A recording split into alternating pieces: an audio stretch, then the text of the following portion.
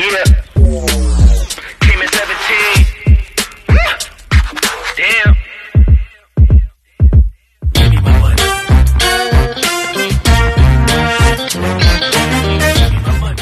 Yo, welcome back ulit mga bayang karerista para po sa ating continuation, ating konting silip at giya ngayong araw po ng Sabado. Medyo mahirap po talaga yung lineup, papasensya na po kayo kung medyo baka hindi matapat yung ating magya, pero umaasa na naman po ako na sana makadihado tayo or makachamba tayo ng yummy dividends ngayong pong weekend races. Kaya ito, proceed na tayo mga bayang karerista at libre tayo sa ating race number 6 kung saan magsisimula ating second set nating pick 5. Ito sa itong Sir Ira Herrera trivia race. Ito yung trivia race para kay Senior Ira Herrera. Meron tayo ditong full gate na maglalaban-laban pero 13 betting numbers lamang. Ito medyo mahirap na kanina. Maraming di bandera, maraming di remate. Pero dito ako, long shot of the day ko, bayang karerista, numero 7, Go Aidan Go. Narerendahan po ni JB. Kaya natin ko, kumukuha lang ng tamang tempo to or tamang pagkakataon.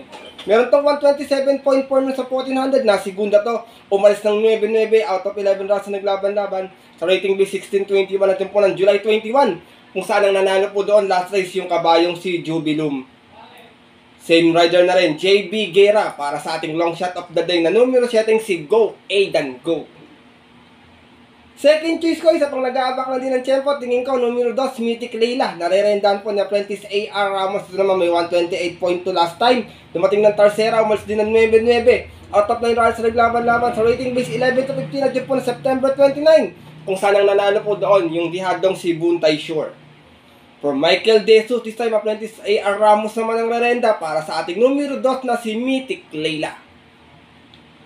Sinasama ko pong 30 ito pagpalaban to, pwedeng mag 1-2 finish sa pins na itong dalawa na to. 6 and 6A, Domsat 7 with Ronald Baldonido and 6A Work From Home with John Paul A. Guse. Domsat 7 last time segunda may 128.2, umalis ng 3-2, out of 9 runners sa naglaban-laban, rating base 11-15 at yun po September 29. Doon po sa karerang napanalunan nung kabayong si Buntay Shore. From Boji Henson, this time po ang rerenda RC Baldonido para sa ating numero 6 na si Domsat 7. Last time hindi sila magkakampi ang mga bayang karerista. So tatalo namang 6A na si Work From Home. Dumating naman po ng last time pang-apat may 129.2, mas na 8-8 out of 9 rounds sa naglaban-laban. Doon din po sa karerang napanlunan ni Buntay Shore na September 29. Same rider pa rin to, talking horse to kay John Paul A. Guse. Itong 6A na si Work From Home. Race number 6 mga bayang karerista. Kung may kusunada pa po kayo, full gate tayo rito. Kayo nang bahala magdagdag na lamang. Marami pang may chamba dito. Pwedeng magka-long shotang dito. Kumbaga, ito ko sipat tayo mabuti. First choice ko po muli, long shot of the day ko na sana makachamba. Numero 7, Go Aidan Go. Second choice, numero 2, Mythic Layla. At third choice, yung 6 and 6A, Domsat 7 and Work From Home. Good luck po. At narito na po tayo sa ating race number 7 kung saan paratingan at ito na ating first winner take all. Another Pelesardo Sevilla Industrial and Development Corporation Trophy Race. Meron tayong 11 runners sa maglalaban-laban. Ito medyo lowest group to. Itong group na to bayang kare sa tingin ko. Pwede rin magkaroon ng mumu or long shot. First choice ko po dito to magandang dihado. Sinubukan na last time to. Maganda yung position. Maglolo ko to. Baka may scratch na naman Numero 11 Flamenco Das. Narerendahan po ni Marlon Laloma. Last time, Tercera to, may 131.8. Umalis ng Gis out of 10 runners sa naglaban-laban sa rating B 6 and 10. At yun po na October 2, last race. Kung saan ang nanalo po doon yung kabayong si Bantay Sarado. From Marlon Cañete, di sa mga rerenda, MP Laloma para sa ating numero 11 si Flamenco Das. Second choice ko, numero 8, Queensland. Narerendahan po ni Patty Dilema. Galing sa panalo natin sa 1200 to Pero meron tong 130.6 sa 1400. Dumating itong Tercera noon. Umalis ng 3-3 out of 5 runners na naglaban-laban. Sa rating base 6 and 10 at yun po ng June 30. Dun po sa karerang napanalunan nung kabayong si Malibu Bell. From Apprentice GL Ciego Jr. Regular rider niya to Patty Dilema. Para sa ating numero 8 si Queensland. Sinasama ko pong third choice, another dihado muli, numero 4, Anyare. Narerendahan po ni John Sargent de Ocampo. Ito naman, last time Tercera may 131 flat, umalis ng 3-4. Out of 6 rounds na naglaban-laban sa rating base 6 and 10 at yun po ng September 28. Kung saan ang nanalo po doon yung kabayong si You Never Know. Same rider pa rin, John Sargent de Ocampo. Para sa ating numero 4, si Anyare. Race number 7, mga bayang karerista, para ating first winner take all. Kung may pangdagdag pa or kung wala naman po, mamili na lamang tayo sa ating mga paratingan ha. First choice ko po muli, maaaring madihado to, sana makachamba. Numero 11, Flamenco Das. Second choice, numero 8, Queensland. At third choice, yung numero 4, Anyare. Good luck po.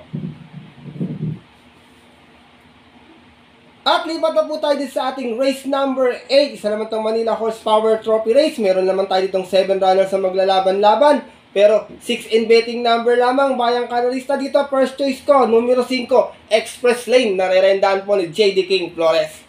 Meron tong best time na 116.2 sa 1200 kung saan nasigunda to noon. Umalit ng 6-6 out of 8 runners na naglaban-laban sa rating by 6 and 10 at yung po nung May 15 kung saan tinalo po siya doon nung kabayong si Sun Moon Lake. From J.G. Serrano sa imong renta, J.D. King Flores para sa ating numero 5 si Express Lane. Second choice ko, maaaring horse to beat, numero 3, Eno Teresa Chair. Narerendaan po ni Ryan Bassett. Ito naman may 130.2 sa 1400 no, natansera po. Umalis ng 2-1 out of 6 runs na naglaban-laban sa rating base 5 placers at yung po ng June 8, race 1, kung saan ang nanalo po doon yung kabayong si Shiri Nagar. From DL Camaniero, this time ang nanenda Ryan Bassett para sa ating numero 3 na si Eno Teresa Chair. Race number 8, bayang kanalista. First choice ko po muli, dirimating kabayo numero 5, Express Lane. Second choice numero 3, Eno Teresa Chair.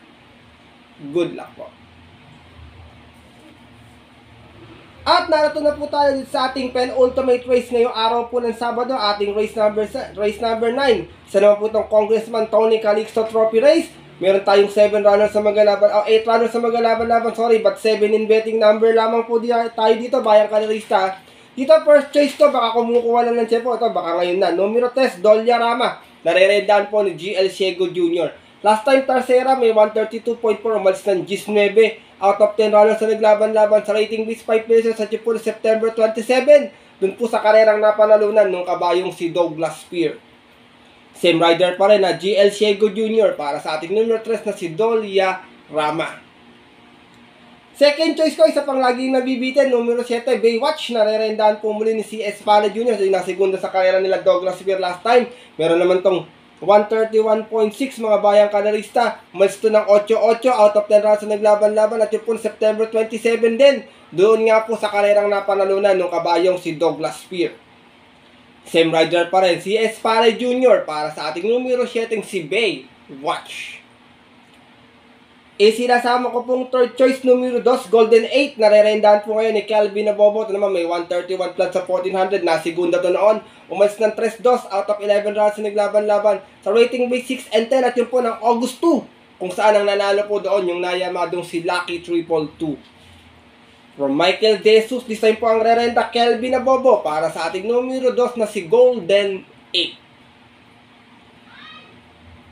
Race number 9, mga bayang kanalista, penultimate race ngayong araw po ng Sabado. First choice ko po muli, numero 3, Dolia Rama. Second choice, numero 7, Baywatch. At third choice, yung numero 2 na si Golden 8. Good luck po. At narito na po tayo sa ating huling karera ngayong araw po ng Sabado. Parating natin ating second set ng take-all. Pick 6, pick 5 at yung ating unang kaisa-isang pick 4. Sa itong Concrete Solution Trophy Race. Meron tayo ditong 10 runners sa mag-11 runners sa magalaban-laban. Pero 10 in betting number lamang po. Paratingan to, bayang karalista. Kayo nang bahalang sumipat. Sana makauna tayo para makaabot tayo hanggang last race kumbaga. Dito ako, first choice ko, nagbabalik pista. Matagal na wala tayo, numero 7, Bishop Blue. Narerendaan po ni Alison Pablo. Sobrang baba nito sa laban. Last official run nito, February pa. Meron tong 129.4. Natarsera po ito, umalis ng 1-2 out of 10 rounds na naglaban-laban sa rating base 6 and 10. At yun po ng February 25 kung saan ang nanalo po doon yung kabayong si Bonnie Avenue. From JC Guerra, this time ang narenda, Alison Pabilik para sa nagbabalik pistang numero 7 si Bishop Blue. Second choice ko, medyo kinapos na karaan. Naiuna kasi, gusto ko ito dirimate. Numero 5, Electrify. Narerendaan po muli ni King Flores. May 129.8 last time. Segunda to. Umalis ng 3-1 out of 7 runs na naglaban-laban sa rating B6 and 10. At yun po na September 29. Kung saan ang nanalo po doon yung nandito sa karera ngayon si Blame the Ghost. Same rider pa rin, JD King Flores para sa ating numero 5 si Electrify. Sinasama ko pong third choice ito, wag lang mabubugaw sa alisan to pag ito nakapwesto na maaga, tingin ko makakadihado to dito. Numero 3, Step Bell, narerendahan po ni John Alvin Guse. Meron tong 130.2 last time, umalis naman ng 5-9 out of 11 rounds na naglaban-laban. Sa rating base 11-15, at yun po ng September 25 kung saan tinalo po siya doon nung nandito rin ngayon, baka bumawi siya dito sa kabayong si Watch Bell. Same rider pa rin tayo, John Alvin Guse para sa ating numero 3 na si Step Bell. Last and final race mga bayang karerista, maraming may mga tsamba pa dito kayo nang bahalang sumipat po or makibalita na lamang. Medyo nahirapan din po ako sa lineup ngayong araw po ng Sabado. First choice ko po muli, numero 7, Bishop Blue. Second choice, numero 5, Electrify. At third choice, yung numero 3 na si Step Bell. Good luck po.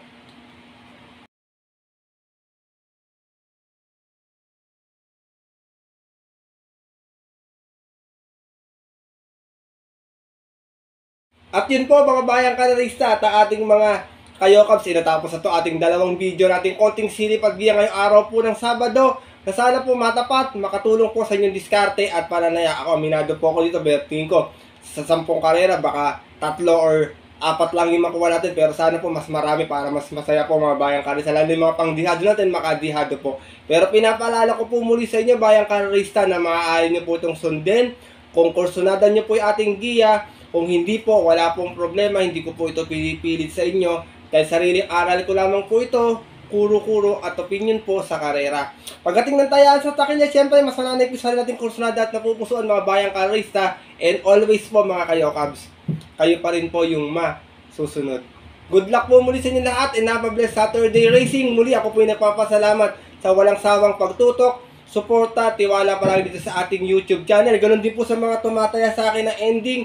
Maraming salamat po sa inyong suporta at tiwala po palagi sa mga nagpapataya po sa akin sa mga off-track betting station ng mga taga-ibang bansa po mga kaibigan ko. Salamat po sa inyo. Bagamat di man po tayo nakakachamban itong mga nagdaang araw, I hope sana po bago po magpasko makachamba po tayo mga bayang karerista. Kaya maraming salamat po muli sa inyong suporta at tiwala palagi sa mga kaibigan ko sa ibang bansa, sa mga tumataya sa akin na ending. Ganon din po sa inyong lahat mga bayang karerista. Utang na loob ko po sa inyo to. Wala po ako dito sa YouTube platform kung hindi po sa naging suporta nyo sa akin noon. Kaya muli, maraming salamat po. Mabuhay po kayo mga bayang karerista.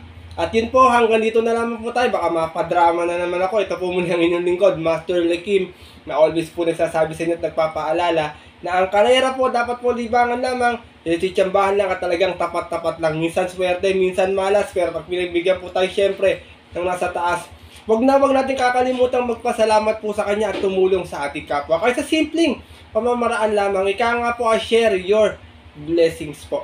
Good luck po muli and happy racing sa mga pupunta po na mga pagkitang off-track betting station. 2 PM yung ating start time. Maganda, mas maaga, nandun na tayo agad para makakuha tayo ng magandang upuan, tamang pwesto at makapag-chill na rin habang naghihintay ng mga live races. Muli po, pinapaalala ko po sa inyo lahat na stay safe everyone po. God bless bayang karerista. Lalo na po sa mga nakatutok ditong solidong diadistang mga ka-yo-cabs.